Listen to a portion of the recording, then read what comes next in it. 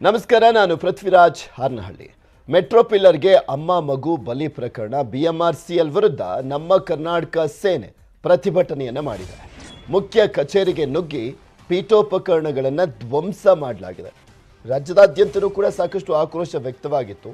ಮೆಟ್ರೋದ ವಿಚಾರಕ್ಕೆ ಸಂಬಂಧಪಟ್ಟಂತೆ ಸರಿಯಾದಂತಹ ಒಂದು ಅಲ್ಲಿ ಕಾಮಗಾರಿಯನ್ನ ಮಾಡದಲೇ ಈ ಒಂದು ಸಾವಿಗೆ, ಈ ಒಂದು ದುರಂತಕ್ಕೆ ಇವರೇ ಕಾರಣ ಅಂತ ಆಕ್ರೋಶ ವ್ಯಕ್ತವಾಗಿತ್ತು ಬೆಂಗಳೂರಿನಲ್ಲೂ ಕೂಡ. ನಮ್ಮ ಕರ್ನಾಟಕ ಸೇನೆಯವರು ಆಕ್ರೋಶವನ್ನು ವ್ಯಕ್ತಪಡಿಸಿ ಕಚೇರಿಗೆ ನುಗ್ಗಿ ಪೀಠೋಪಕರಣಗಳನ್ನು ಧ್ವಂಸ ಮಾಡಿದ್ದಾರೆ. ಶಾಂತಿನಗರದ BMRCL ಮುಖ್ಯ ಕಚೇರಿಗೆ ನುಗ್ಗಿ ಗಲಾಟೆ ಮಾಡಿರೋದು. ಮುಖ್ಯ ಕಚೇರಿಯ MD ಚೇಂಬರ್ ಬಳಿ ಪ್ರತಿಭಟನೆಯನ್ನು ಮಾಡಿದ್ದಾರೆ. ಸೋಫಾಗಳನ್ನು ಎಳೆದು ಬಿಸಾಡಿರುವಂಥದ್ದು ಪ್ರತಿಭಟನಾಕಾರರು. ದುರಂತಕ್ಕೆ ಕಾರಣರಾದಂಥವರ ಮೇಲೆ ಕ್ರಮಕ್ಕೆ ಆಗ್ರಹಿಸಲಾಗಿದೆ. ಕಳಪೆ ಕಾಮಗಾರಿ ಬಗ್ಗೆ CBIಗೆ ತನಿಖೆಗೆ ಒತ್ತಾಯ ಮಾಡಿರುವಂಥದ್ದು. ಈ ಸಂದರ್ಭದಲ್ಲಿ ಗುತ್ತಿಗೆದಾರರನ್ನ ಬ್ಲಾಕ್ ಲಿಸ್ಟ್ಗೆ ಸೇರಿಸಲಿಕ್ಕೆ ಆಗ್ರಹಿಸಲಾಗಿದೆ. ದುರಂತದಲ್ಲಿ ಮೃತರಾದಂಥ ಕುಟುಂಬಕ್ಕೆ 1 ಕೋಟಿ ಪರಿಹಾರ ಕೊಡಬೇಕು. ಕುಟುಂಬದ ಒಬ್ಬರಿಗೆ ಸರ್ಕಾರಿ ನೌಕರಿ ಕೊಡುವಂತೆ ನಮ್ಮ ಕರ್ನಾಟಕ ಸೇನೆ ಒತ್ತಾಯ ಮಾಡಿದೆ.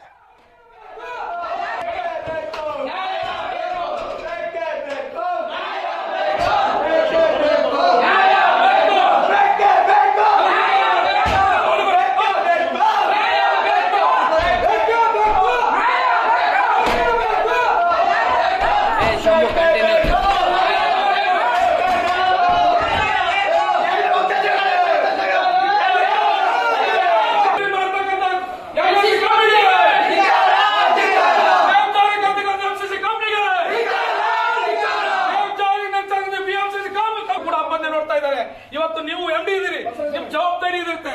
ಇವತ್ತು ಕೇವಲವಾಗಿ ಒಂದು ಬೆಂಚ್ ಮಾಡಿದ್ರೆ ನೋವಾಗ್ತಾ ಇದೆ ಬಂಧುಗಳೇ. ದಯವಿಟ್ಟು ನೀವು ತುಂಬಾ ಆಗಿ ಕೇಸು ನನ್ನ ಅನುಮಾನ ಮಾಡಬೇಕು, ರದ್ದು ಮಾಡಿ ಅವ್ರ ಟೆಂಡರ್ ಅನ್ನ ಇವತ್ತು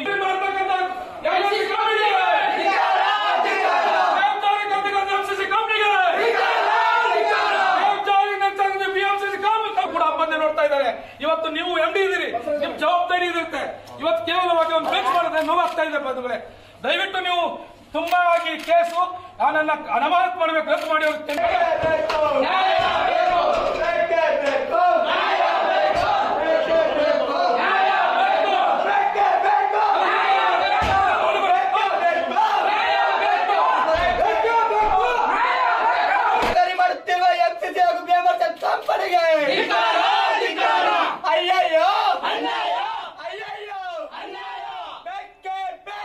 ತೋರಿಸ್ತಾ ಇದೀವಿ ದೃಶ್ಯಾವಳಿಗಳಲ್ಲಿ ಆಕ್ರೋಶವನ್ನ ವ್ಯಕ್ತಪಡಿಸ್ತಾ ಇರುವಂಥದ್ದು. ನಮ್ಮ ಕರ್ನಾಟಕ ಸೇನೆಯವರು ಪ್ರತಿಭಟನೆ ಮಾಡ್ತಾ ಆಕ್ರೋಶವನ್ನ ವ್ಯಕ್ತಪಡಿಸಿದ್ದಾರೆ, ಕಾನೂನನ್ನ ಕೈಗೆತ್ತಿಕೊಂಡಿದ್ದಾರೆ.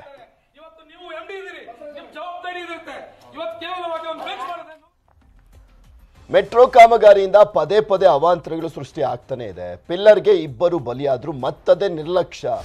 ಕಾಮಗಾರಿ ಕಾರಣದಿಂದ ಬ್ರಿಗೇಡ್ ರಸ್ತೆಯಲ್ಲಿ ಅಲ್ಲಿ ರಸ್ತೆನೇ ಕುಸಿತ ಆಗಿದೆ. ಮೆಟ್ರೋ ಕಾಮಗಾರಿಯಿಂದ ಯಾವ್ಯಾವ ರೀತಿಯಾಗಿ ಅವಾಂತರಗಳು ಸೃಷ್ಟಿಯಾಗಿದೆ, ಮತ್ತೆ ಸಾವನ್ನಪ್ಪಿದಂಥ ಪ್ರಕರಣನೂ ಕೂಡ ಇನ್ನೂ ಮಾಸಿಲ್ಲ, ನಿಮ್ಗೆಲ್ರಿಗೂ ಕೂಡ ಗೊತ್ತಿರುವಂಥದ್ದು. ಡೈರಿ ಸರ್ಕಲ್ನಿಂದ ನಾಗವಾರದ ತನಕ ಸುರಂಗ ಮಾರ್ಗದ ಕೆಲಸವನ್ನ ಮಾಡಲಾಗ್ತಾ ಇದೆ. ಸುರಂಗ ಕೊರೆದ ಎಫೆಕ್ಟಿಗೆ ರಸ್ತೆಯಲ್ಲೇ ದೊಡ್ಡ ಗುಂಡಿ ಸೃಷ್ಟಿಯಾಗಿದೆ. ರಸ್ತೆ ಗುಂಡಿಯಿಂದ ಸ್ವಲ್ಪದ್ರಲ್ಲೇ ಪಾರಾಗಿರುವಂಥದ್ದು ಬೈಕ್ ಸವಾರ. ಕೊನೆಗೂ ಗುಂಡಿಯನ್ನ ಮುಚ್ಚಿರುವಂಥದ್ದು BMRCL. ಅಲ್ಲಿ ಬ್ಯಾರಿಕೇಡ್ ಅನ್ನ ಹಾಕಲಾಗಿತ್ತು.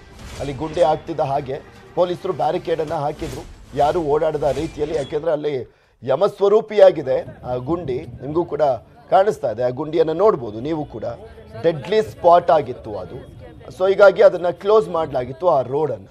ಈಗ 6 ಲೋಡ್ ಕಾಂಕ್ರೀಟ್ ಮಿಕ್ಸ್ ಅನ್ನ ಸುರಿದಿದ್ದಾರೆ BMRCL ಸಿಬ್ಬಂದಿ. ಇನ್ನು ಮುಂದೆ ಎಚ್ಚರ ವಹಿಸುತ್ತೇವೆ ಅಂತ ಹೇಳ್ತಾ ಇದೆ BMRCLನವರು.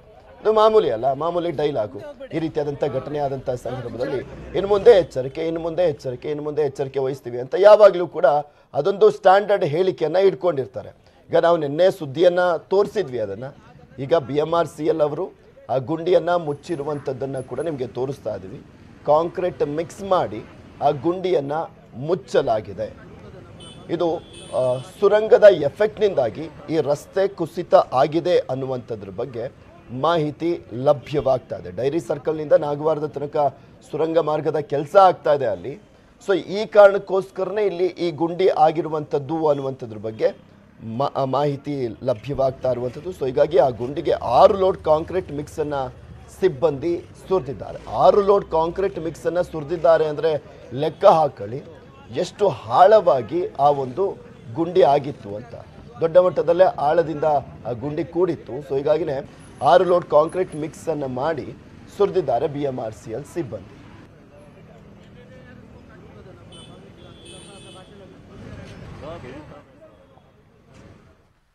ಇದ್ರ ಬಗ್ಗೆ ಮತ್ತಷ್ಟು ಮಾಹಿತಿಯನ್ನು ನೀಡ್ತಾರೆ ನಮ್ಮ ಪ್ರತಿನಿಧಿ ರಂಜನ್. ನೇರ ಸಂಪರ್ಕದಲ್ಲಿ ಜಾಯಿನ್ ಆಗ್ತಾ ಇದ್ದಾರೆ. ರಂಜನ್, ನೋಡ್ತಾ ಇದ್ವಿ ಯಾವ ರೀತಿಯಾಗಿ ಡೆಡ್ಲಿ ಸ್ಪಾಟ್ ಆಗಿತ್ತು ಅಂತ. ಏನು ಅಪ್ಡೇಟ್ ಸಿಗ್ತಾ ಇದೆ ಈ ಪ್ರಕರಣಕ್ಕೆ ಸಂಬಂಧಪಟ್ಟಂತೆ? ಈಗ ಆ ಸ್ಪಾಟಲ್ಲಿ ನೀವು ಕೂಡ ಇದ್ದೀರಾ, ಅದನ್ನು ತೋರಿಸ್ತಾ ಎಕ್ಸ್ಪ್ಲೇನ್ ಮಾಡ್ಬೋದಾ?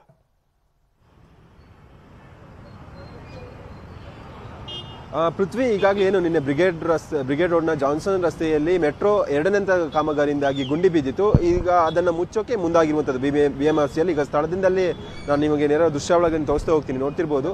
ಏನು ನಿನ್ನೆ ಅಷ್ಟೇ ಮಧ್ಯಾಹ್ನ ಬೆಳಗ್ಗೆ ಸಂಜೆ ಹೊತ್ತಿಗೆ ಸುಮಾರಾಗಿ ಈ ಒಂದು ರಸ್ತೆಯಲ್ಲಿ ಗುಂಡಿಯನ್ನು ಬಿದ್ದಿತ್ತು. ಯಾಕೆ ಗುಂಡಿ ಬಿದ್ದಿತ್ತು ಅಂತ ಹೇಳಿದ್ರೆ ಮೆಟ್ರೋ ಇಲ್ಲಿ ಕಾಮಗಾರಿಯನ್ನು ಮಾಡ್ತಿದೆ. ಏನು ಗೊಟ್ಟಿಗೆರೆ ಟು ನಾಗವಾರ 2ನೇ ಹಂತದ ಮೆಟ್ರೋ ಕಾಮಗಾರಿ ನಡೀತಿದೆ. ನಿನ್ನೆ ಈ ಒಂದು ರಸ್ತೆಯ ಅಡಿಭಾಗದಲ್ಲಿ TBM ಮಿಷನ್ಗಳು ಸುರಂಗವನ್ನು ಕೊರೆಯೋಕೆ ಮುಂದಾಗಿದ್ವು. ಈ ಒಂದು ಹಿನ್ನೆಲೆಯಲ್ಲಿ ಗುಂಡಿಗಳು ಬಿದ್ದಿರುವಂಥದ್ದು. ಸದ್ಯಕ್ಕೆ BMRCL ಕಡೆಯಿಂದ ಈ ಗುಂಡಿಯನ್ನು ಮುಚ್ಚುವಂಥ ಪ್ರಕ್ರಿಯೆ ಕೂಡ ನಡೆಸಿರುವಂಥದ್ದು. ಆಡುಗೋಡಿಯಿಂದ ಶಿವಾಜಿನಗರಕ್ಕೆ ಸಂಪರ್ಕ ಕಲ್ಪಿಸುವ ರಸ್ತೆ ಇದಾಗಿರುತ್ತೆ. ಏನು ಈ ಒಂದು ಘಟನೆ ನಡೆದಿರುವಂಥದ್ದು ಜಾನ್ಸನ್ ಮಾರ್ಕೆಟ್ನ ರೋಡ್ನಲ್ಲಿ ಘಟನೆ ನಡೆದಿರುವಂಥದ್ದು. ನಿನ್ನೆ ಈ ಒಂದು ಗುಂಡಿಗೆ ಒಬ್ಬ ಬೈಕ್ ಸವಾರ ಸಿಲುಕಿ ಕೂಡ ಬಿದ್ದಿದ್ದ. ಅವನನ್ನು ಆಸ್ಪತ್ರೆಗೆ ದಾಖಲು ಮಾಡಲಾಗಿತ್ತು. ನಂತರ ಅಶೋಕ್ ನಗರ ಪೊಲೀಸರು ಬಂದ್ಬಿಟ್ಟು ಇಲ್ಲಿ ಭೇಟಿ ನೀಡಿ ಪರಿಶೀಲನೆ ನಡೆಸಿದ್ರು. ಸದ್ಯಕ್ಕೆ BMRCL ಏನು ಸಿಬ್ಬಂದಿಗಳಿದ್ದಾರೆ ಈ ಒಂದು ಜಾಗಕ್ಕೆ ಬಂದೀಗ ಗುಂಡಿಯನ್ನ ಮುಚ್ಚುವಂಥ ಕೆಲಸವನ್ನು ಮಾಡಿರುವಂಥದ್ದು. ಕಾಂಕ್ರೀಟ್ನ ಮಿಕ್ಸರನ್ನು ಬಳಸಿ ಗುಂಡಿಯನ್ನು ಮುಚ್ಚುವಂಥ ಕೆಲಸವನ್ನು ಮಾಡಿರುವಂಥದ್ದು. ಏನು BMRCL ಕಾಮಗಾರಿ ನಡೆಸುವಂಥ ಸಂದರ್ಭದಲ್ಲಿ ಈ ರೀತಿ ಆಗಿರುವುದು ಇದೇ ಮೊದಲ ಪ್ರಕರಣ ಅಲ್ಲ ಪೃಥ್ವಿ. ಈ ಹಿಂದೆ ಕೂಡ ಇದೇ ರೀತಿಯಾದಂತಹ ಏನು ಸುಂಗಮಾಗವನ್ನು ಕೊಡುವಂತಹ ಸಂದರ್ಭದಲ್ಲಿ ಇದೇ ರೀತಿಯಾದಂಥ ಪ್ರಕರಣ ವರದಿಯಾಗಿತ್ತು. ಅದಾದ ಬಳಿಕ BMRCL ಎಚ್ಚೆತ್ತುಕೊಳ್ಳಿರಲಿಲ್ಲ. ಈಗ ಮತ್ತೆ ಇದೇ ರೀತಿಯಾದಂಥ ಪ್ರಕರಣ ಎದುರಾಗಿರುವಂಥದ್ದು. ಒಂದು ವೇಳೆ ಏನಾದರೂ ಯಾವಾಗಲೂ ಈ ಒಂದು ರಸ್ತೆ ಇದೆಯಲ್ಲ ಬಿಸಿ ರಸ್ತೆ ಆಗಿರೋದ್ರಿಂದಾಗಿ ಒಂದು ವೇಳೆ ಏಕಾಏಕಿಯಾಗಿ ವಾಹನ ಸವಾರರು ಬಂದಂಥ ಸಂದರ್ಭದಲ್ಲಿ ಗುಂಡಿ ಏನಾದ್ರು ಬಿದ್ದಿದ್ರೆ ಪ್ರಾಣಾಪಾಯವಾಗುವಂತಹ ಸಂಭವ ಇರುತ್ತೆ. ಈ ಹಿನ್ನೆಲೆಯಲ್ಲಿ BMRCL ಅಧಿಕಾರಿಗಳು ಎಚ್ಚೆತ್ತುಕೊಳ್ಬೇಕಾಗುತ್ತೆ. TBM ಮಿಷನ್ಗಳನ್ನು ಹಾಕಿಕೊಂಡು ಏನು ಸುರಂಗ ಮಾರ್ಗವನ್ನು ಕೊರೆಯುವ ನಿಟ್ಟಿನಲ್ಲಿ ಮೇಲ್ಗಡೆ ಒಂದು ಸೇಫ್ಟಿ ಸೈಡ್ ಕಾಂಕ್ರೀಟ್ ಬ್ಲಾಕ್ ಅನ್ನು ಅಳವಡಿಸಬೇಕಾಗುತ್ತೆ. ಆದರೆ ಇದನ್ನು ಕೂಡ ಮಾಡಿಲ್ಲ ಅನ್ನುವಂಥ ಆರೋಪವನ್ನು ಕೇಳಿ ಬರ್ತಿರುವಂಥದ್ದು ಪೃಥ್ವಿ. ಓಕೆ, ಥ್ಯಾಂಕ್ ಯು ರಂಜನ್ ನಿಮ್ಮೆಲ್ಲ ಮಾಹಿತಿಗಾಗಿ. ಮೆಟ್ರೋ ಪಿಲ್ಲರ್ ದುರಂತದ ತನಿಖೆಗೆ IIT ಸಾಥ್ ಕೊಡುತ್ತಾ ಅನ್ನುವಂಥ ಪ್ರಶ್ನೆ ಇದೆ. IIT ಹೈದರಾಬಾದ್ ಮೊರೆ ಹೋಗಿರುವಂಥದ್ದು ಬೆಂಗಳೂರಿನ ಪೊಲೀಸರು.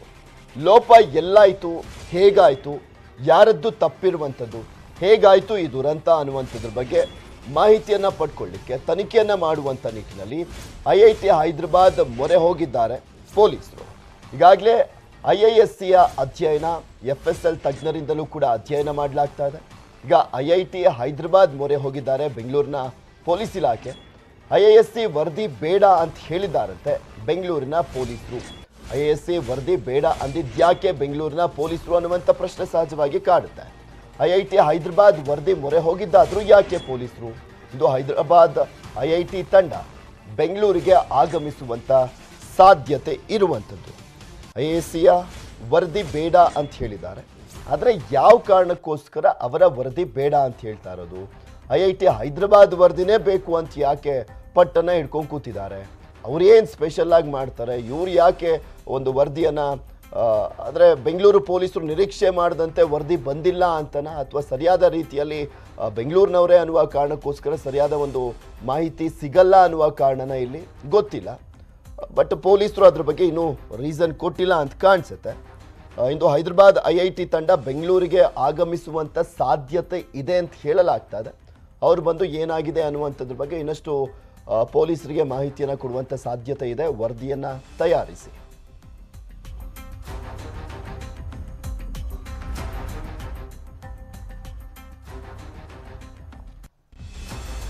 IISC ವರದಿ ಬೇಡ ಅಂತ ಹೇಳಿದ್ದಾರೆ ಬೆಂಗಳೂರಿನ ಪೊಲೀಸರು. ಯಾಕೆ ಅನ್ನುವಂಥ ಒಂದು ಪ್ರಶ್ನೆ ಇರುವಂಥದ್ದು. ಇನ್ನು IIT ಹೈದರಾಬಾದ್ ಮೊರೆ ಹೋಗಿರುವಂಥದ್ದು ಅದಾದರೂ ಯಾಕೆ ಅನ್ನುವಂಥದ್ದಕ್ಕೂ ಕೂಡ ಉತ್ತರ ಸಿಗಬೇಕಾಗಿದೆ.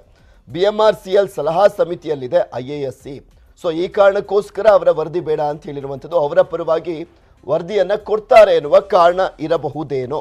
ಸಲಹಾ ಸಮಿತಿಯಲ್ಲಿದ್ದರೆ ಸತ್ಯಾನುಸತ್ಯತೆ ಹೊರಗೆ ಬರೋದು ಕಷ್ಟ ಅನ್ನುವ ಕಾರಣ ಅನ್ನುವಂಥದ್ದನ್ನು ಹೇಳಲಾಗ್ತಾ ಇದೆ.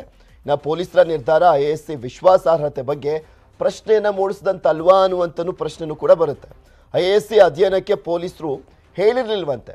ಪೊಲೀಸರು ಅವರನ್ನ ಒಂದು ವರದಿಯನ್ನ ಕೊಡಿ ಅಂತಲೂ ಕೂಡ ಕೇಳಿರಲಿಲ್ವಂತೆ, ಇವರೇ ಕೊಡಲಿಕ್ಕೆ ಮುಂದಾಗಿದ್ರಂತೆ. ISC ಅಧ್ಯಯನಕ್ಕೆ ಹೇಳಿದ್ದು BMRCL ಅಂತೆ ಆ ವರದಿಯನ್ನ ರೆಡಿ ಮಾಡಲಿಕ್ಕೋಸ್ಕರ.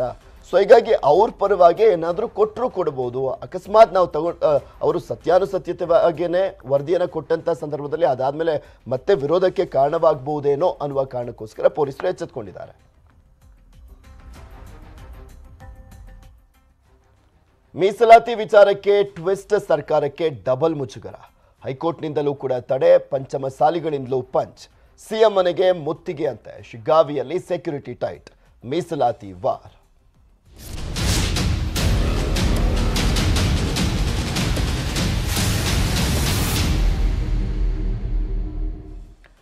ರಾಜ್ಯ ಸರ್ಕಾರ ಮೀಸಲಾತಿ ವಿಚಾರಕ್ಕೆ ಸಂಬಂಧಪಟ್ಟಂತೆ ಕೆಲವೊಂದು ಎಡವಟ್ಟಿನ ನಿರ್ಧಾರವನ್ನ ಕೈಗೊಂಡಿದೆ ಅಂತಾನೆ ಪ್ರವರ್ಗ ಸೃಷ್ಟಿ ಮಾಡಿದಂಥ ಸಂದರ್ಭದಲ್ಲಿ 2C 2D ಸೃಷ್ಟಿ ಮಾಡಿದಂಥ ಸಂದರ್ಭದಲ್ಲಿ ಕೆಲವರು ಅಭಿಪ್ರಾಯವನ್ನು ವ್ಯಕ್ತಪಡಿಸಿದರು. ಈಗ ಹೈಕೋರ್ಟ್ ಕೂಡ ಅದಕ್ಕೆ ತಡೆಯನ್ನ ಹಾಕಿದೆ. ಹೊಸ ಪ್ರವರ್ಗ ಸೃಷ್ಟಿಸಿ ಮೀಸಲಾತಿ ಗೊಂದಲವನ್ನ ಸರ್ಕಾರ ಸೃಷ್ಟಿ ಮಾಡಿರುವಂಥದ್ದು. ಈಗ ಮೀಸಲಾತಿಯನ್ನೇ ರದ್ದುಪಡಿಸಿದೆ ಕರ್ನಾಟಕ ಹೈಕೋರ್ಟ್. ಅಂದ್ರೆ ಆ ಪ್ರವರ್ಗ ಸೃಷ್ಟಿ ಮಾಡಲಾಗಿತ್ತಲ್ಲ ಅದನ್ನ ರದ್ದುಪಡಿಸಿದೆ ಹೈಕೋರ್ಟ್. ಸರ್ಕಾರದ ವಿರುದ್ಧ ಆಲ್ರೆಡಿ ಪಂಚಮಸಾಲಿಗಳು ಹೈಕೋರ್ಟ್ ನಿರ್ಧಾರ ಅಂತಲ್ಲ, ಅದಕ್ಕೂ ಮುಂಚೆನೆ 2D ಮತ್ತೆ 2C ರಚನೆ ಮಾಡಿದಂಥ ಸಂದರ್ಭದಲ್ಲೇ ಆಕ್ರೋಶವನ್ನು ವ್ಯಕ್ತಪಡಿಸಿದ್ರು. ಇವತ್ತು ಸಿಎಂ ಮನೆಗೆ ಮುತ್ತಿಗೆಯನ್ನು ಹಾಕಲಿಕ್ಕೂ ಕೂಡ ನಿರ್ಧಾರವನ್ನು ಮಾಡಿದ್ದಾರೆ.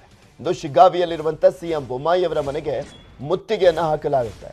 ಚೆನ್ನಮ್ಮ ವೃತ್ತದಿಂದ ಪಾದಯಾತ್ರೆ ಪ್ರತಿಭಟನೆ ಬಳಿಕ ಮುತ್ತಿಗೆಯ ಪ್ಲಾನ್ ಅನ್ನು ಹಾಕೊಂಡಿದ್ದಾರೆ. 6 ಜನ DYSP, 15 ಜನ CPI, 40 PSI ಸೇರಿದಂತೆ 500 ಜನ ಪೊಲೀಸರನ್ನ ನಿಯೋಜನೆ ಮಾಡಲಾಗಿದೆ. ಅವರು ಮುತ್ತಿಗೆ ಹಾಕ್ತಾರೆ ಎನ್ನುವ ಕಾರಣಕ್ಕೋಸ್ಕರ.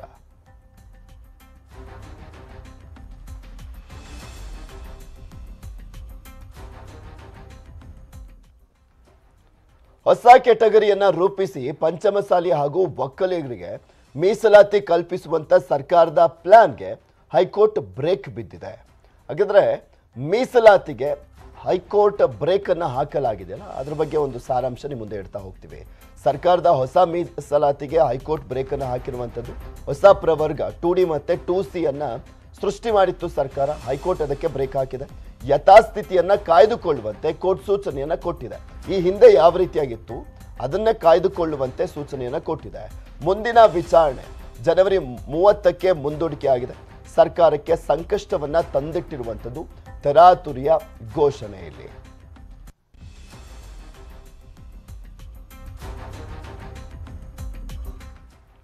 ಹೈಕೋರ್ಟ್ ತಡೆಗೂ ಮೊದಲೇ ಸರ್ಕಾರದ ನಿರ್ಧಾರವನ್ನ ಪಂಚಮಸಾಲಿ ಹೋರಾಟಗಾರರು ಹಾಗೆ ಸ್ವಾಮೀಜಿಗಳಾಗಿರುವಂಥ ಜಯಮೃತ್ಯುಂಜಯ ಶ್ರೀಗಳು ವಿರೋಧವನ್ನ ಮಾಡಿದ್ರು. ಅಲ್ಲದೆ ಸಿಎಂ ಮನೆಗೆ ಮುತ್ತಿಗೆ ಹಾಕೋದಾಗಿ ಕೂಡ ಹೇಳಿದ್ರು. ಅದರಂತೆ ಇಂದು ಸಿಎಂ ಶಿಗ್ಗಾವಿ ನಿವಾಸಕ್ಕೆ ಮುತ್ತಿಗೆ ಹಾಕಲಿಕ್ಕೆ ಮುಂದಾಗಿದ್ದಾರೆ. ಶಿಗ್ಗಾವಿಯಲ್ಲಿರುವಂಥ ಸಿಎಂ ಮನೆ ಮುಂದೆ ಪ್ರತಿಭಟನೆಯನ್ನ ಮಾಡಲಿದ್ದಾರೆ. ಪಂಚಮಸಾಲಿ ಸಮಾಜದಿಂದ ಪ್ರತಿಭಟನೆಗೆ ತಯಾರಿಯನ್ನ ಮಾಡಿಕೊಳ್ಳಲಾಗಿದೆ. ರಾಣಿ ಚೆನ್ನಮ್ಮ ಸರ್ಕಲ್ನಿಂದ ಸಿಎಂ ನಿವಾಸದವರೆಗೂ ಕೂಡ ಫಸ್ಟ್ ಪಾದಯಾತ್ರೆ ಹೋಗ್ತಾರೆ. ಇದು ಕೊನೆ ಹೋರಾಟ ಅಂತ ಹೇಳಿರುವಂಥದ್ದು ಜಯ ಮೃತ್ಯುಂಜಯ ಸ್ವಾಮೀಜಿಗಳು. ಯಾಕೆ ಕೊನೆ ಹೋರಾಟ ಹಾಗಾದ್ರೆ ಮುಂದೆ ಮಾಡೋದಿಲ್ವಾ? ಮಾಡ್ತಾರೆ. ಆದರೆ ಎಲೆಕ್ಷನ್ ಟೈಮ್ನಲ್ಲಿ ನಮ್ಮ ಸಮುದಾಯ ಯಾವ ರೀತಿಯ ಪಾಠ ಕಲಿಸ್ಬೇಕು ಇವರಿಗೆ ಕಲಿಸ್ತೀವಿ ಅನ್ನುವಂಥ ಎಚ್ಚರಿಕೆಯನ್ನ ಕೊಟ್ಟಿದ್ದಾರೆ. ಇನ್ನು ಸಿಎಂ ಮನೆಗೆ ಮುತ್ತಿಗೆ ಹಾಕುವಂತ ಪಂಚಮಸಾಲಿಗರ ಈ ಹೋರಾಟದಲ್ಲಿ ಆಡಳಿತಾರೂಢ ಬಿಜೆಪಿ ಶಾಸಕರು ಕೂಡ ಭಾಗಿಯಾಗ್ತಾ ಇದ್ದಾರೆ. ಈಗ ಆಲ್ರೆಡಿ ಅದೆಲ್ಲರಿಗೂ ಕೂಡ ಗೊತ್ತಿರುವಂತ ವಿಚಾರನೆ. ಬಿಕಾಸ್ ಇದರ ಪ್ರಮುಖ ನೇತೃತ್ವವನ್ನ ವಹಿಸಿರುವಂತದ್ದೇ ಬಸನಗೌಡ ಪಾಟೀಲ್ ಯತ್ನಾಳ್ ಅವರು. ಬಿಜೆಪಿಯ ಹಿರಿಯ ನಾಯಕ, ಮಾಜಿ ಕೇಂದ್ರ ಸಚಿವರು. ಅವರು ಪದೇ ಪದೇ ಸರ್ಕಾರವನ್ನ ಈ ವಿಚಾರಕ್ಕೆ ಸಂಬಂಧಪಟ್ಟಂತೆ ಇಕ್ಕಟ್ಟಿಗೆ ಸಿಲುಕಿಸ್ತಾನೆ ಇದ್ದಾರೆ. ಯಡಿಯೂರಪ್ಪ ಇದ್ದಂಥ ಸಂದರ್ಭದಲ್ಲೂ ಕೂಡ ಅಷ್ಟೇ. ಬೊಮ್ಮಾಯಿ ಬಂದ್ಮೇಲೆ ಒಂದು ಸ್ವಲ್ಪ ಸಾಫ್ಟ್ ಕಾರ್ನರ್ ಆಗಿದ್ರು. ಆದರೆ ಈಗ ಮತ್ತೆ ಅವರ ಆಕ್ರೋಶದ ಕಟ್ಟೆ ಹೊಡೆದಿದೆ. ಪಂಚಮ ಕಹಳೆಯನ್ನ ಊದಿದ್ದಾಗಿದೆ. ಈಗ ಆಲ್ರೆಡಿ ಬೆಳಗಾವಿಯಲ್ಲೂ ಕೂಡ ಬೆಳಗಾವಿ ಅಧಿವೇಶನ ನಡೆಯುವಂಥ ಸಂದರ್ಭದಲ್ಲೂ ಕೂಡ ಆಕ್ರೋಶವನ್ನು ವ್ಯಕ್ತಪಡಿಸಿದ್ರು. ಬಸವಜಯ ಮೃತ್ಯುಂಜಯ ಸ್ವಾಮೀಜಿಗಳ ಜೊತೆಯಾಗಿ ದೊಡ್ಡ ಶಕ್ತಿಯಾಗಿ ನಿಂತಿರುವಂಥದ್ದು ಅಂದರೆ ಬಸನಗೌಡ ಪಾಟೀಲ್ ಯತ್ನಾಳ್ ಅವರೇ. ಇನ್ನು ಕಾಂಗ್ರೆಸ್ನಿಂದ ಮಾಜಿ ಶಾಸಕ ವಿಜಯಾನಂದ ಕಾಶಪ್ಪನವರು, ಅವರು ಪಂಚಮಸಾಲಿ ಸಮುದಾಯದ ಅವರೊಂದು ಒಕ್ಕೂಟ ಮಾಡ್ಕೊಂಡಿದ್ದಾರಲ್ಲ ಅದರ ಅಧ್ಯಕ್ಷರು ಕೂಡ ಹೌದು. ಅವರು ಸಾಥನ್ನ ಕೊಟ್ಟಿದ್ದಾರೆ. ಇನ್ನು ಬಿಜೆಪಿ ಶಾಸಕ ಅರವಿಂದ್ ಬೆಲ್ಲದ್ ಅವರು ಕೂಡ ಸಾಥ್ ಕೊಟ್ಟಿದ್ದಾರೆ. ಕಾಂಗ್ರೆಸ್ನ ಶಾಸಕಿ ಲಕ್ಷ್ಮೀ ಹೆಬ್ಬಾಳ್ಕರ್ ಅವರು ಕೂಡ ಈ ಒಂದು ಹೋರಾಟದಲ್ಲಿ ಭಾಗಿಯಾಗಲಿದ್ದಾರೆ ಅಂತ ಹೇಳಲಾಗ್ತಾ ಇದೆ. ಇನ್ನು ಕಾಂಗ್ರೆಸ್ನ ನಾಯಕ AB ಪಾಟೀಲ್ ಹಾಗೆ ವಿನಯ್ ಕುಲಕರ್ಣಿ, ವಿಜಯ್ ಕುಲಕರ್ಣಿ ಇವರೆಲ್ಲರೂ ಕೂಡ ಭಾಗಿಯಾಗುವಂತ ನಿರೀಕ್ಷೆ ಇದೆ ಇವತ್ತಿನ ಮುಖ್ಯಮಂತ್ರಿಗಳ ಮನೆಗಳಿಗೆ ಮುತ್ತಿಗೆ ಹಾಕುವಂತ ಸಂದರ್ಭದಲ್ಲಿ. ಇದ್ರ ಬಗ್ಗೆ ಇನ್ನಷ್ಟು ಮಾಹಿತಿಯನ್ನು ನೀಡ್ತಾರೆ ನಮ್ಮ ಪ್ರತಿನಿಧಿ ಶರಣು ಹಂಪಿ ನೇರ ಸಂಪರ್ಕದಲ್ಲಿ ಜಾಯ್ನ್ ಆಗ್ತಾ ಇದ್ದಾರೆ. ಶರಣು ಹಂಪಿ, ಇವತ್ತು ಮುಖ್ಯಮಂತ್ರಿಗಳ ಮನೆಗೆ ಮುತ್ತಿಗೆಯನ್ನು ಹಾಕಲಿರುವಂಥದ್ದು, ಯಾವ ರೀತಿಯಾಗಿ ಜನ ಬರ್ತಾ ಇದ್ದಾರೆ ಪಂಚಮಸಾಲಿಗರು, ಮತ್ತೆ ಜಯಮೃತ್ಯುಂಜಯ ಶ್ರೀಗಳು ಈಗ ಆಲ್ರೆಡಿ ಬಂದಿದ್ದಾರಾ, ಯಾವೆಲ್ಲ ನಾಯಕರು ಈಗ ಆಲ್ರೆಡಿ ಬಂದು ತಲುಪಿದ್ದಾರೆ, ಅಲ್ಲಿ ಸೆಕ್ಯೂರಿಟಿ ಯಾವ ರೀತಿಯಾಗಿ ಹಮ್ಮಿಕೊಳ್ಳಲಾಗಿದೆ ಅಲ್ಲಿ?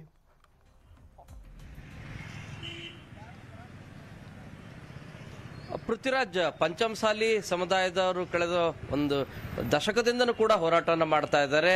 2A ಮೀಸಲಾತಿ ಹೋರಾಟ, 2A ಮೀಸಲಾತಿ ಬೇಕು ಅಂತ ಹೇಳಿ. ಸೊ ಇಂದು ಮಾಡು ಇಲ್ಲವೇ ಮಡಿ ಅನ್ನೋ ರೀತಿ ಹೋರಾಟವನ್ನ ಮಾಡ್ತೇವೆ ಅಂತ ಹೇಳಿ ಜಯಮೃತ್ಯುಂಜಯ ಸ್ವಾಮೀಜಿಗಳು ಏನು ಘೋಷಣೆಯನ್ನ ಮಾಡಿದ್ರು. ಅದರ ಹಿನ್ನೆಲೆಯಲ್ಲಿ ಇವತ್ತು ಶಿಗ್ಗಾವಿಯಲ್ಲಿ, ಅದರಲ್ಲೂ ಕೂಡ ಸಿಎಂ ಬಸವರಾಜ ಬೊಮ್ಮಾಯಿ ಅವರ ಕ್ಷೇತ್ರ ತಮ್ಮೂರು, ಅವರ ಮನೆ ಮುಂದೆನೆ ಪ್ರತಿಭಟನೆ ಮಾಡಲಿಕ್ಕೆ ಮುಂದಾಗಿದ್ದಾರೆ. ನಾವೀಗ ಶಿಗ್ಗಾವಿ ಪಟ್ಟಣದಲ್ಲಿರುವಂತಹ ಪುರಸಭೆಯ ಮುಂಭಾಗದಲ್ಲಿದ್ದೇವೆ. ಇಲ್ಲಿರುವಂತ ಚೆನ್ನಮ್ಮ ಪುತ್ಥಳಿಗೆ ಮಾಲಾರ್ಪಣೆ ಮಾಡುವಂತ ಜಯಮೃತ್ಯುಂಜಯ ಸ್ವಾಮೀಜಿಗಳು ಇಲ್ಲಿಂದ 1.5 ಕಿಲೋಮೀಟರ್ ಸಿಎಂ ನಿವಾಸ ಏನಿದೆ ಅಲ್ಲಿವರೆಗೂ ಪ್ರತಿಭಟನಾ ರ್ಯಾಲಿ ನಡೆಯಲಿದೆ. 5,000ಕ್ಕೂ ಹೆಚ್ಚು ಜನ ಪ್ರತಿಭಟನೆಯಲ್ಲಿ ಭಾಗವಹಿಸ್ತಾರೆ ಅನ್ನುವಂತ ಮಾಹಿತಿ ಲಭ್ಯ ಆಗ್ತಾ ಇರೋದು. ಇನ್ನು ಆಡಳಿತಾರೂಢ ಪಕ್ಷದಲ್ಲಿರುವಂತಹ ಶಾಸಕರು, ಮಾಜಿ ಶಾಸಕರು, ಇದ್ರ ಜೊತೆಗೆ ವಿರೋಧ ಪಕ್ಷದಲ್ಲಿರುವಂತಹ ಮಾಜಿ ಶಾಸಕರು, ಹಾಲಿ ಶಾಸಕರು, ಮಾಜಿ ಸಚಿವರು ಪ್ರತಿಯೊಬ್ಬರು ಕೂಡ ಭಾಗಿಯಾಗಲಿದ್ದಾರೆ. 500ಕ್ಕೂ ಹೆಚ್ಚು ಪೊಲೀಸರು ಬಂದೋಬಸ್ತನ್ನ ಈಗಾಗಲೇ ಮಾಡಿದ್ದಾರೆ. KSRP ತುಕಡಿಗಳು ಕೂಡ ಈಗಾಗಲೇ ಆಗಮಿಸಿದವೆ. ಪಕ್ಕದಲ್ಲಿರುವಂತಹ ಗ್ರೌಂಡ್ ಅಲ್ಲಿ ದೃಶ್ಯದಲ್ಲಿ ಕೂಡ ನೋಡಬಹುದು.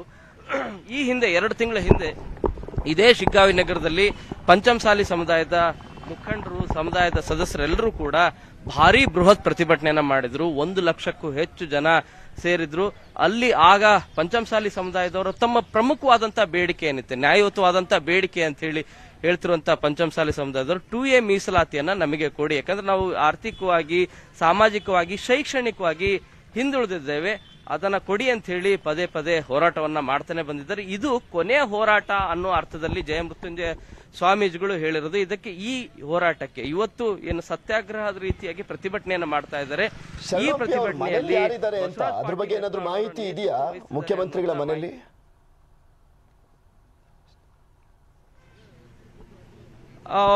ಪೃಥ್ವಿರಾಜ್, ಇನ್ನೂ ಇದರ ಬಗ್ಗೆ ಯಾವುದೇ ಸಮರ್ಪಕವಾದಂತಹ ಮಾಹಿತಿ ಇಲ್ಲ. ನಾವೀಗ ಈ ಡಿಆರ್ ಪೊಲೀಸ್ಗಳು ಇರುವಂತಹ ಜಾಗ ಏನಿದೆ, ಅಂದ್ರೆ ನಿಮಗೆ ಸರ್ಕಲ್ ನಲ್ಲಿ, ಚೆನ್ನಮ್ಮ ಸರ್ಕಲ್ ನಲ್ಲಿ ಇದ್ದೇವೆ.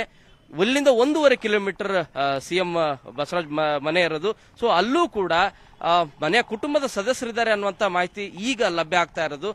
ಅಲ್ಲಿ ಅವರ ಮನೆ ಮುಂದೆನೆ ಪ್ರತಿಭಟನೆಯನ್ನ ಮಾಡಲಿದ್ದಾರೆ. ಇಡೀ ದಿನ ಮನೆ ಮುಂಭಾಗದಲ್ಲಿ ಪ್ರತಿಭಟನೆಯನ್ನ ಮಾಡಿ ತಮ್ಮ ಆಗ್ರಹ ಏನಿದೆ, ಒಕ್ಕರ್ಲೇನಿದೆ, ಸಿಎಂ ಅವರು ಮಾತೇನು ತಪ್ಪಿದ್ದಾರೆ, ಅದಕ್ಕೆ ಮಾತು ತಪ್ಪಬಾರ್ದು, ಕೂಡ್ಲೇನೆ ನಮಗೆ ಮೀಸಲಾತಿಯನ್ನ ಕೊಡಬೇಕು, 2D ಅಂತ ಹೇಳಿ ಪ್ರವರ್ಗವನ್ನು ವಿಶೇಷವಾಗಿ ಏನ್ ರೂಪಿಸಿದ್ರು ಅದು ನಮ್ಗೆ ನಿಜವಾಗ್ಲೂ ಕೂಡ ಅನುಕೂಲಕರವಾಗಿಲ್ಲ. 2A ಮೀಸಲಾತಿಯನ್ನ ಕೊಡಿ ಅಂತ ಹೇಳಿ ಮನವಿಯನ್ನ ಮಾಡ್ಕೊಳ್ತಾ ಇದ್ದಾರೆ. ಇದರ ಹಿನ್ನೆಲೆಯಲ್ಲಿ 10 ಗಂಟೆಗೆ ಪ್ರತಿಭಟನಾ ರ್ಯಾಲಿ ಆರಂಭ ಆಗುವಂತ ಸಾಧ್ಯತೆ ಹೆಚ್ಚಿದೆ. ಇನ್ನು ಇದುವರೆಗೂ ನಿಮ್ಮೆಲ್ಲ ಮಾಹಿತಿಗಾಗಿ ಮತ್ತಷ್ಟು ಸುದ್ದಿಯನ್ನ ನಿಮ್ಮ ಮುಂದೆ ಇಡ್ತಾ ಹೋಗ್ತೀನಿ. ಆದ್ರೆ ಅದಕ್ಕೂ ಮುಂಚೆ ಒಂದು ಸ್ಮಾಲ್ ಬ್ರೇಕ್.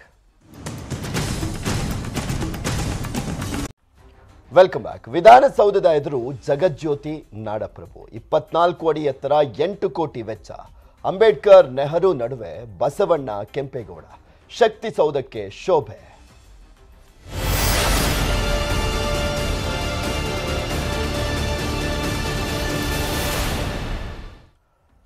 ವಿಧಾನಸೌಧದ ಆವರಣದಲ್ಲಿ ಬಸವಣ್ಣ ಅವರ ಪ್ರತಿಮೆ ಇರಬೇಕು ಅಂತ ಸಾಕಷ್ಟು ವರ್ಷಗಳಿಂದ ಬೇಡಿಕೆ ಇತ್ತು. ಅದನ್ನ ಯಡಿಯೂರಪ್ಪನವರು ಇದ್ದಂಥ ಸಂದರ್ಭದಲ್ಲಿ ಓಕೆ ಅಂದಿದ್ರು. ಸಮಾನತೆಯ ಹರಿಕಾರರಾಗಿರುವಂಥ ಜಗಜ್ಯೋತಿ ಬಸವೇಶ್ವರರು ಅವರ ಪ್ರತಿಮೆಯನ್ನ ಇಡುವಂಥ ನಿಟ್ಟಿನಲ್ಲಿ ಇವತ್ತು ಅದಕ್ಕೆ ಶಂಕುಸ್ಥಾಪನೆಯನ್ನು ನೆರವೇರಿಸಲಾಗುತ್ತೆ. ಬೆಂಗಳೂರು ಮಹಾನಗರ ನಿರ್ಮಾತೃ ಕೆಂಪೇಗೌಡ ಅವರ ಪ್ರತಿಮೆಯನ್ನ ಕೂಡ ಸ್ಥಾಪಿಸಲಾಗುತ್ತೆ. ಶಕ್ತಿ ಸೌಧದ ಎದುರು ರಾರಾಜಿಸಲಿರುವಂಥದ್ದು ನಾಯಕರುಗಳ ಪ್ರತಿಮೆ. ಕೆಲ ಹೊತ್ತಲ್ಲೇ ಪ್ರತಿಮೆ ಶಿಲಾನ್ಯಾಸಕ್ಕೆ ಸಿಎಂ ಬೊಮ್ಮಾಯಿ ಅವರು ಭೂಮಿ ಪೂಜೆಯನ್ನ ಮಾಡಲಿದ್ದಾರೆ. ನೆಹರು, ಅಂಬೇಡ್ಕರ್ ಪ್ರತಿಮೆಗಳ ನಡುವೆ ಬಸವಣ್ಣ, ಕೆಂಪೇಗೌಡರ ಪ್ರತಿಮೆಯನ್ನ ನಿರ್ಮಾಣ ಮಾಡಲಾಗುತ್ತೆ. BSY ಸಿಎಂ ಆಗಿದ್ದಾಗಿನ ಚಿಂತನೆ ಈಗ ಜಾರಿಗೆ ಬರಲಿರುವಂಥದ್ದು. ಅವಾಗ ಮುಖ್ಯಮಂತ್ರಿಗಳಾಗಿದ್ದಂಥ ಯಡಿಯೂರಪ್ಪನವರು ಅದಕ್ಕೆ ಒಪ್ಪಿಗೆಯನ್ನ ಸೂಚಿಸಿದ್ರು. ಓಕೆ ಮಾಡೋಣ ಅನ್ನುವಂಥ ಒಪ್ಪಿಗೆ ಒಪ್ಕೊಂಡಿದ್ರು. ಅದಾದಮೇಲೆ ಈಗ ಬಸವರಾಜ ಬೊಮ್ಮಾಯಿ ಅವರು ಬಂದಿರುವಂತಹ ಸಂದರ್ಭದಲ್ಲಿ ಅದಕ್ಕೆ ಶಿಲಾನ್ಯಾಸವನ್ನು ನೆರವೇರಿಸಲಾಗುತ್ತೆ. ನಿಮಗೆ ತೋರಿಸ್ತಾ ಇದ್ವಿ ಯಾವ ರೀತಿಯಾದಂತಹ ಒಂದು ಪ್ರತಿಮೆಗಳು ಬರಬಹುದು ಅನ್ನುವಂಥದ್ರ ಬಗ್ಗೆ. ಈಗ ಆಲ್ರೆಡಿ ಒಂದು ಪ್ಲ್ಯಾನನ್ನು ಕೂಡ ಮಾಡಿಕೊಳ್ಳಲಾಗಿದೆ. ನಿಮಗೆ ತೋರಿಸ್ತಾ ಇದ್ದೀವಿ 2 ದೃಶ್ಯಾವಳಿಗಳು. ಇದು ಕೆಂಪೇಗೌಡರ ಒಂದು ಪ್ರತಿಮೆ ಈ ರೀತಿಯಾಗಿರುತ್ತೆ. ಇನ್ನೊಂದು ಬಸವೇಶ್ವರರ ಪ್ರತಿಮೆ, ಬಸವಣ್ಣ ಅವರ ಪ್ರತಿಮೆ ಯಾವ ರೀತಿಯಾಗಿ ಬರುತ್ತೆ ಅನ್ನುವಂಥದ್ದನ್ನು ಗಮನಿಸ್ಬೋದು. ನೀವು ಗಮನಿಸಿರ್ಬೋದು, ಚಾಲುಕ್ಯ ಸರ್ಕಲ್ ಹತ್ರ ಆ ಒಂದು ಸಿಗ್ನಲ್ ಹತ್ರ ಬಸವಣ್ಣ ಅವರ ಪ್ರತಿಮೆ ಸೇಮ್ ಆಸ್ ಇಟ್ ಈಸ್ ಇದೇ ರೀತಿಯಾಗಿ ಇರುವಂಥದ್ದು. ಅದೇ ರೀತಿಯಾದಂಥ ಒಂದು ಪ್ರತಿಮೆ ವಿಧಾನಸೌಧದ ಆವರಣದ ಒಳಗಡೆ ಬರಲಿದೆ. ಈಗ ಆಲ್ರೆಡಿ ಕಾರ್ಯಕ್ರಮಕ್ಕೆ ಬಸವರಾಜ ಬೊಮ್ಮಾಯಿ ಅವರು, ಮಾಜಿ ಮುಖ್ಯಮಂತ್ರಿಗಳಿರುವಂಥ BS ಯಡಿಯೂರಪ್ಪನವರು, ಹಾಗೆ ಶ್ರೀಗಳು ಕೂಡ ಬಂದಿದ್ದಾರೆ. ಸಿದ್ಧಗಂಗಾ ಶ್ರೀಗಳು ಬಂದಿದ್ದಾರೆ, ಸುತ್ತೂರು ಶ್ರೀಗಳು ಬಂದಿದ್ದಾರೆ, ಕಾನೂನು ಮಂತ್ರಿ ಆಗಿರುವಂಥ ಮಾಧುಸ್ವಾಮಿಯವರು ಕೂಡ ಬಂದಿರುವಂಥದ್ದು. ಹಾಗೆ ವಿಧಾನಸಭೆಯ ಸ್ಪೀಕರ್ ಆಗಿರುವಂಥ ವಿಶ್ವೇಶ್ವರ ಹೆಗಡೆ ಕಾಗೇರಿ ಅವರು ಕೂಡ ಬಂದಿರುವಂಥದ್ದು. ಈ ರೀತಿಯಾಗಿ ಆಲ್ಮೋಸ್ಟ್ ಸಮುದಾಯದ ಸ್ವಾಮೀಜಿಗಳು, ಅದರ ಜೊತೆಗೆ ನಾಯಕರುಗಳು, ಸಾಕಷ್ಟು ಜನ ಶಾಸಕರುಗಳು, ವಿಧಾನ ಪರಿಷತ್ನ ಸದಸ್ಯರುಗಳು ಭಾಗಿಯಾಗಿದ್ದಾರೆ.